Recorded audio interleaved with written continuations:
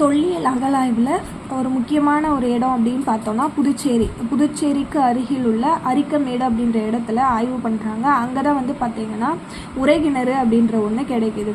இதில் ரொம்ப முக்கியமானது வந்து பார்த்திங்கன்னா பிரிட்டனை சேர்ந்த sir Robert Eric Martin Wheeler அப்படின்னு சொல்லுவாங்க. RME வீலர் அப்படின்னு சொல்லுவாங்க. அவர் வந்து பிரிட்டனை சேர்ந்தவர். ஃப்ரான்ஸை சேர்ந்தவர் யார் அப்படின்னு பார்த்தோம்னா JM கசல்.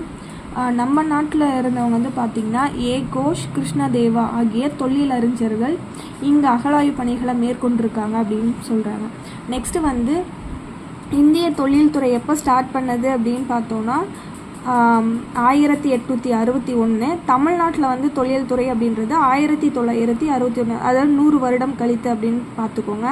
நெக்ஸ்ட்டு இந்திய கருவூல மற்றும் புதையல் சட்டம் அப்படின்னா 1878. பழங்கால பொருட்கள் மற்றும் கலைக்கருவூலங்கள் சட்டம் 1972. மூணாவதாக பழமை வாய்ந்த நினைவு சின்னங்கள், தொல்லியல் ஆய்வுக்களங்கள் மற்றும் எஞ்சிய பொருட்கள் சட்டம் 1958. ஃபஸ்ட்டு புதையல் சட்டம் ஞாபகம் வச்சுக்கோங்க, 1878. ரெண்டாவது வந்து பார்த்திங்கன்னா பழங்கால பொருட்கள் அப்படின்னாவே 1972. பழமை வாய்ந்த நினைவு சின்னங்கள், தொல்லியல் ஆய்வுக்களங்கள், எஞ்சிய பொருட்கள்ன்றது 1958.